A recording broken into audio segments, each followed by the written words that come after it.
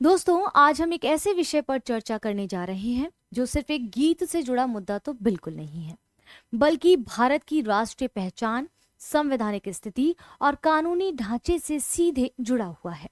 वंदे मातरम, जो स्वतंत्रता आंदोलन का प्रेरक नारा रहा, जिसे हम राष्ट्रीय गीत के रूप में जानते हैं और अब पहली बार ऑफिशियली सरकारी प्रोटोकॉल के दायरे में लाया जा रहा है।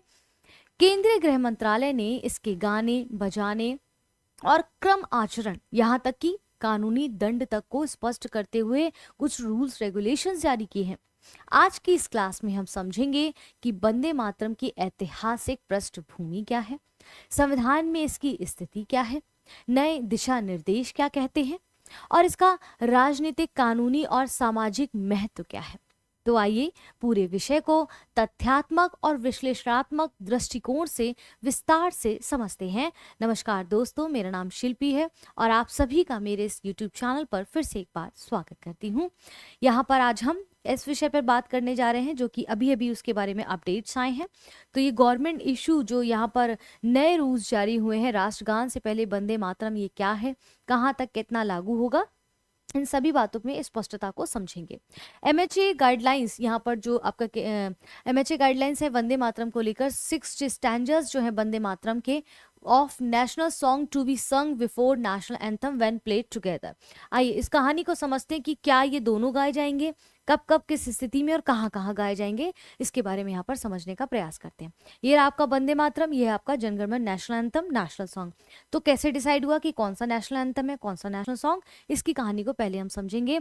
केंद्रीय गृह मंत्रालय, जिनके गृह मंत्रालय के जो अमित शाह जी हैं, उन्होंने कहा कि आंतरिक नीति संभालने वाला जो केंद्र सरकार है उसका विभाग है, उसने तय किया कि अब ऑफिशियली रूप से कुछ नियम जारी किए जाएंगे जिसमें बताया जाएगा कि भाई वंदे मातरम कब और कैसे गाया जाएगा, बजाया जाएगा और उस दौरान लोगों का व्यवहार कैसा होगा, यानी कि खड़ा होना होगा या बैठे रहना होगा। इन सारी चीजों को उन्होंने वहां पर स्पष्ट किया है।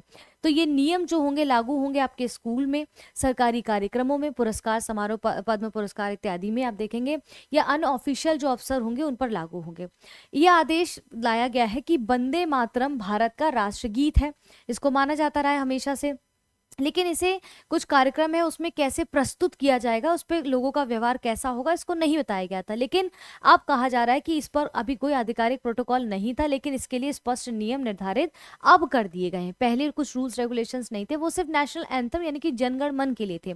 अब इसके लिए भी लाए गए हैं कुछ रूल्स। क्यों लाए गए हैं, यहाँ पर बहुत बहस छिड़ती है हर बार संसद में। ऐतिहासिक पृष्ठभूमि में अगर हम चले तो 1872-75 के दशक में आप देखेंगे कि ये लिखा गया। इसके बाद बंकिम चंद्र चट्टोपाध्याय के उपन्यास आनंदमन 1882 में इसको प्रकाशित किया गया। स्वतंत्रता संग्राम जब चल रहा था, ठीक है, उस दौरान भी वंदे मातरम का जो है एक प्रेरक गीत के रूप में उभरा, वहां पर एक नारा बन गया। और संवैधानिक स्थिति अगर हम वंदे मातरम की देखते हैं तो जनगण मन को राष्ट्रगान का इसको दर्जा दिया गया, क्योंकि काफी डिबेट हुई किसको राष्ट्रगान का दर्जा दिया जाए, किसको राष्ट्रगीत का। तो वंदे मातरम को राष्ट्रगीत कहा गया और नेशनल एंथम जिसको हम हमेशा गाते हैं जनगण मन, उसको राष्ट्रगान का दर्जा दिया गया। लेकिन संविधान में ध्यान रखिएगा, एक चीज इंपॉर्टेंट है, पीटी पूछ सकता है, संविधान में कहीं भी निर्धारित नहीं है कि इसे कैसे प्रस्तुत किया जाएगा, इसके क्या दिशा निर्देश होंगे, ये कौन एग्जीक्यूटिव, ये जो कि सरकार है, सरकार के दिशा निर्देशों के माध्यम से जारी किए जाते हैं कि राष्ट्रगीत या राष्ट्रगान में आपको खड़े होना है या बैठ के सुनना है, किस तरह से करना है, इसका सम्मान में मतलब किस प्रकार से खड़े होकर करना है, बैठ के करना है, ये दिशा निर्देश संविधान में नहीं दिए गए। ये सरकार तय करती है, एग्जीक्यूटिव यानी कि कार्यपालिका के दिशा निर्देशों से तय किया जाता है। तो अब तय किया गया है कि नेशनल एंथम जो कि जनगण मन था, उसके साथ साथ अब नेशनल गीत को भी उसी तरह से ट्रीट किया जाएगा। कुछ चीजें हैं जिसमें डिफ्रेंशिएट है, उसको समझेंगे। तो हिस्टोरिकल बैकग्राउंड समझा, कॉन्स्टिट्यूशन स्टेटस क्या है उसको हमने यहाँ पर समझा।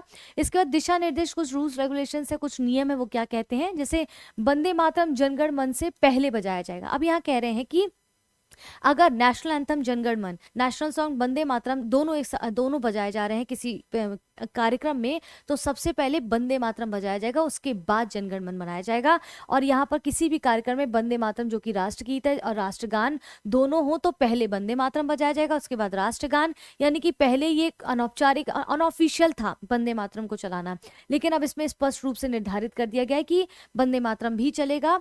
अगर दोनों नेशनल एंथम नेशनल सॉन्ग चल रहा है तो सबसे सबसे पहले नेशनल सॉन्ग यानी कि Vande Mataram and then national anthem चलेगा। ठीक है, किन अवसरों पर अनिवार्य होगा नेशनल एंथम को, नेशनल गीत को चलाना, वंदे मातरम को? तो रिपोर्ट के अनुसार कि अब वंदे मातरम निम्नलिखित कुछ औपचारिक अवसरों पे चलेगा, जैसे सरकारी कोई कार्यक्रम हो या समारोह हो, बट ऑब्वियसली बात है चलेगा।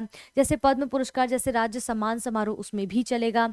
और जो ऑफिशियल समारोह है जिसमें राष्ट्रपति का आगमन या प्रस्थान होता है, तो उसमें भी वंदे मातरम को चलाया जाएगा। राष्ट्रपति का कोई प्रसारण या भाषण होने वाला है तो उससे पहले भी इसको और बाद में भी चलाया जाएगा।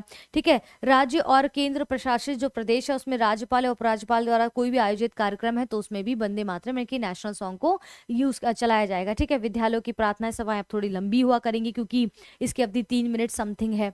ठीक है, अन्य अवसरों पर जहां पर सरकार निर्देश दे वहां पर भी वंदे मातरम चलाया जाएगा नेशनल सॉन्ग। यानी कि अब इन सभी अवसरों पर वंदे मातरम के लिए निर्धारित कुछ प्रोटोकॉल होंगे जिसे हमें फॉलो करना होगा और अनिवार्य होगा फॉलो करना। ठीक है, what is the guidelines is, तो की रूल्स हमने यहाँ पर समझने का प्रयास किया है। तो occasions where it must be played like Vande Mataram कहाँ पर, government events and function, civil investitures होंगे, arrivals and departure of president of formal gatherings हो सकता है, इवन होस्टेड बाय गवर्नर्स, जो एलजीज है स्टेट एंड यूनियन टेरिटरीज में, school morning assemblies and other occasions जहां पर गवर्नमेंट अलाउ करती है डायरेक्टेड बाय गवर्नमेंट, तो वहां पर भी वंदे मातरम अलाउ किया जाएगा चलाने के लिए।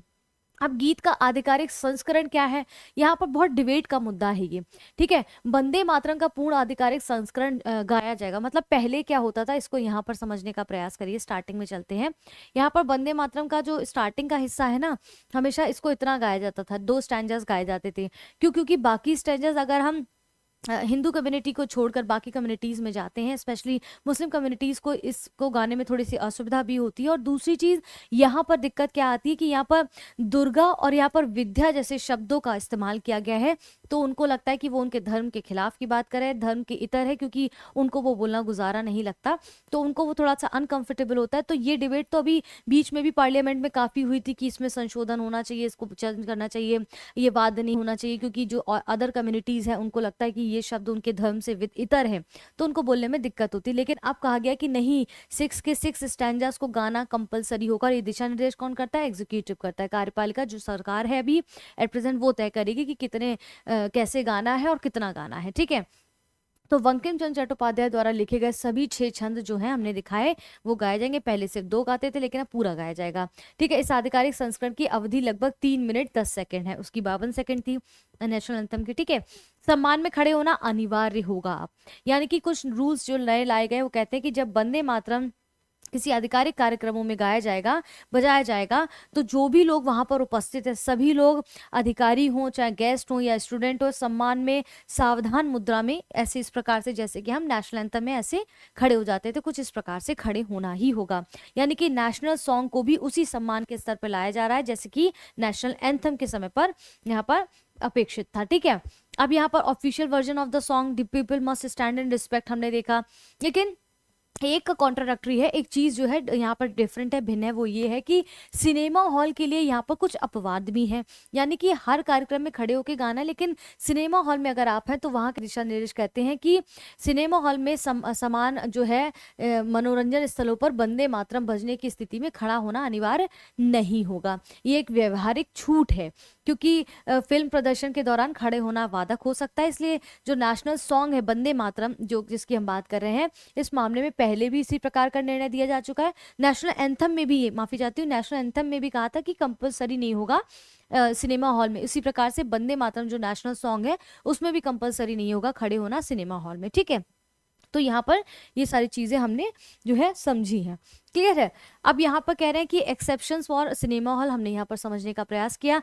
कानूनी कुछ बेसिस और दंड भी दिए गए हैं। अब दंड के प्रावधान भी हैं इसमें, जैसे पहले जो राष्ट्रीय गीत था आपका उसका सम्मान करना नैतिक दायित्व माना जाता था, लेकिन उसे अनदेखा करने पर कोई ऐसे औपचारिक कानूनी दंड नहीं था। जैसे बीच में अभी देखा था, अलग कम्युनिटीज के लोग कहते थे कि हम ऐसा नहीं बोलेंगे, हम राष्ट्रगान नहीं गाएंगे और हम नहीं गा सकते, समथिंग लाइक दैट। तो अब अपराध की श्रेणी में रखा जाएगा औपचारिक कानूनी दंड भी है, बिल्कुल होना चाहिए, क्योंकि सरकार के निर्देश के तहत राष्ट्रीय सम्मान अपमान निवारण अधिनियम, prevention of insult of to nation honour act, जो पहले नेशनल एंथम के अपमान से संबंधित था, उसको भी प्रभावी रूप से वंदे मातरम पर भी लागू किया जाएगा। और इस कानून के तहत क्या होगा कि जो गीत के सम्मान में बाधा डालेगा, दूसरों को सम्मान दिखाने से रोकेगा, और ऐसे अगर ऐसा कोई काम करता है तो 3 वर्ष तक का जेल हो सकती है, जो राष्ट्रगान के अपमान के सम्मान में दंड यहाँ पर दिया जाएगा। तो लीगल पेनल्टीज और बैकिंग भी की गई है इसको उपलक्ष्य में। और दिशा निर्देश यहाँ पर क्यों महत्वपूर्ण होंगे, ठीक है, दिशा निर्देश क्यों महत्वपूर्ण होंगे, राष्ट्रगीत के सम्मान को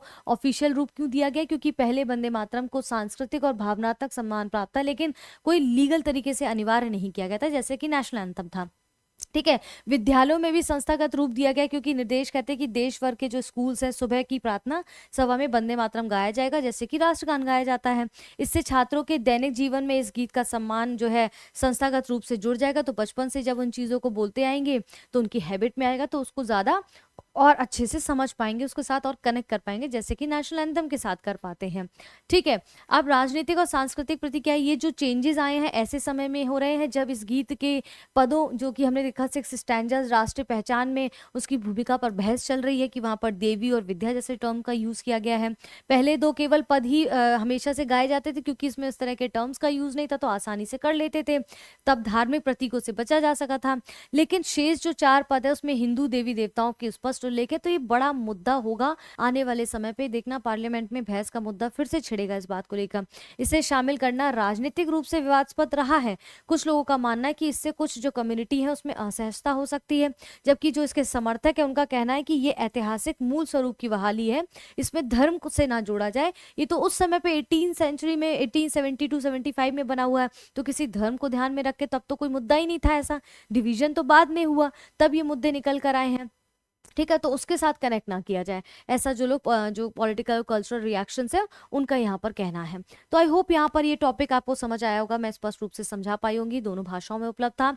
अभी तक आपने मेरे चैनल को शिल्पी वर्मा ऑफिशियल, इसके साथ साथ संकल्प से सफलता के इस यूट्यूब चैनल को अभी तक सब्सक्राइब नहीं किया है तो सब्सक्राइब कर लीजिए। इसी प्रकार से जियो पॉलिटिकल के डेली आपको एक टॉपिक मिलेगा, शॉर्ट्स तो आपको डेली मिलते हैं, और नए प्रोग्राम्स उस पर धीरे धीरे लॉन्च किए जा रहे हैं। चाहे आप यूपीएससी की तैयारी कर रहे हैं, चाहे स्टेट पीसीएस की तैयारी कर रहे हैं, किसी भी विषय की तैयारी कर रहे हैं एग्जाम की, उसके लिए मददगार साबित होंगे। आम भाषा में भी अगर समझना है नॉर्मल जनता की तरह तो इसको भी सुन सकते हैं, तो आपके लिए मददगार होगा, आपकी नॉलेज को गेन करेगा।